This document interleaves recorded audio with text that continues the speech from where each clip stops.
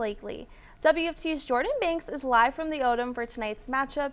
And Jordyn, I just mentioned the two gymnasts who were in injury last week, and you have an exclusive update for us.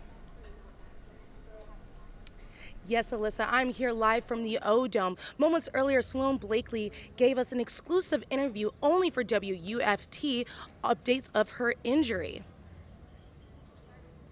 I will be out for the season, obviously. I mean, I know a lot of people saw what happened.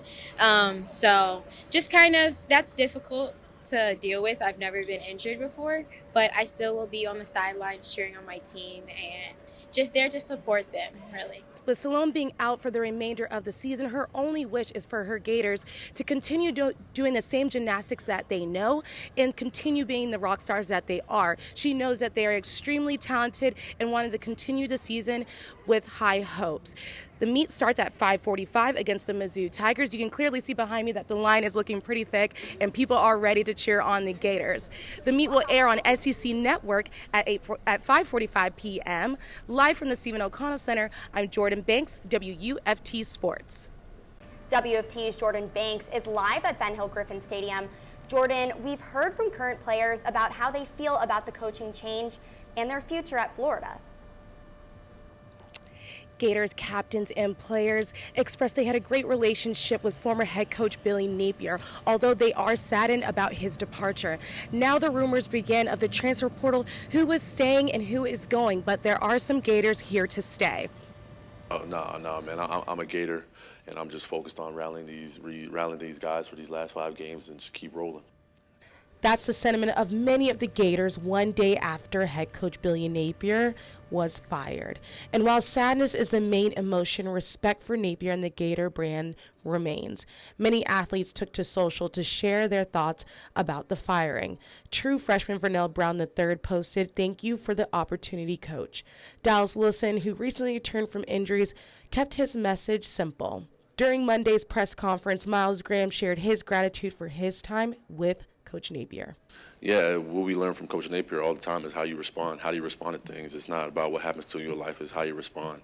So that's a big deal for us. That's huge. And now the hunt begins for the new Florida head coach. Now, we did mention that transfer portal. There is a new rule that has been implemented recently that the portal will open 5 days after the new hiring of the new coach.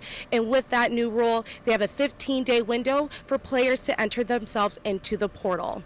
Live from Ben Hill Griffin Stadium, Jordyn Banks, WUFT Sports. Revenge factor here, right, Jordyn?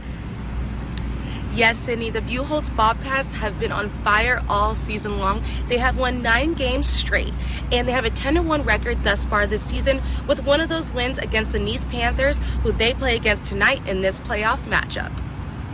Nearly 2 months ago, these two teams went against each other, and the Bobcats dominated. The defense led the way in a 27-7 game. They held the Panthers just over 200 yards of total offense. Buchholz will need to stop the Panthers quarterback, Aiden Pfeiffer. Pfeiffer had 121 rushing yards and ran for 3 touchdowns last playoff game last week against Oak Leaf. For the Bobcats last week, we all know that matchup was a tight catfight against the Oviedo Lions. This game is at 7:30 at Citizens Field. Both teams are willing to fight it out for this playoff game. Live from Citizens Field, Jordyn Banks, WUFT Sports. Happy Friday, everyone. Welcome to Sports. I'm Jordyn Banks. The 1-2 Florida Gators head down to Miami this weekend to face another in-state rival, the 3-0 Miami Hurricanes. Miami brings both a powerful offense and a tough defense led by veteran quarterback Carson Beck, who's no stranger to facing Florida after his time at Georgia. The Hurricanes hold the all-time edge in this rivalry, 30-27. For the Gators, head coach Billy Napier has 4-15 on the road, and Florida hasn't beaten Miami since 2019. Defensive back Jordan Castell says the defense plans to keep its dominance rolling against the Hurricanes. We playing good ball right now, but we're just not finishing. That's what I think. Defense is playing good ball. Offense is getting right, catching up. But like, we all believe in the offense, and they're gonna start doing what they're supposed to.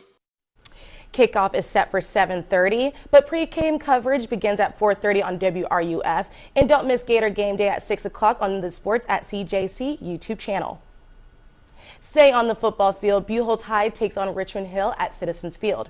Richmond Hill traveled 3 hours to come tango with the Bobcats. Both teams come into this game with winning records. WUFT's Kennedy Lerner is live from where the battle on the gridiron will take place. Buchholz and Richmond Hill will face off here at Citizens Field at 7 p.m. Buchholz is looking good rushing defense, 8 points per game. We'll see how their offense matches toward the Richmond Hill's defense. Live from Citizens Field, Kennedy Lerner, WUFT Sports. Other games to watch out for in the area. Gainesville High will be hitting the road as they travel down to face Forest High. The Hurricanes and the Wildcats have a shared record of 2-1. Meanwhile, Bradford will take on the East Side Rams in what should be a hard-fought matchup. Both teams have a shared record of 3-1. Santa Fe High will hit the road to take on Fernandina Beach. Both teams entered this game with undefeated records, setting the stage for one of the biggest tests of the season thus far. As we hit the midway point of the football season, that means basketball season is right around the corner. The national champion Florida Gators start their quest to run it back on November 3rd when they face Arizona in Sin City, Las Vegas. Before they hit the road, the Gators will take a first-time walk down memory lane. For the first time in history, Gator basketball hosts a reunion tonight. Players from the past 7 decades will be in attendance, including Gator great Vernon Maxwell. Mad Max had his points stripped following an NCAA investigation in the late 1980s. Those points were given back to him this week, making him the program's all-time leading scorer. After leaving UF, Maxwell went on to win 2 NBA titles with the Houston Rockets. Heading into the weekend, several Gator teams will be in action. Men's golf is competing at the University of Illinois, while volleyball travels to Marquette today. Men's tennis will be in Tulsa, and women's tennis heads to Cary, North Carolina. Volleyball will also make a quick turnaround facing Wisconsin, and back here at home, Gator soccer hosts South Carolina at the Swamp. Kickoff is set for 4 p.m. Sunday. Well, we'll wrap it up with some sports. The FHSAA will meet this weekend to discuss the increase of total number of schools admitted to the rural classification, taking the number from 32 to 40 schools.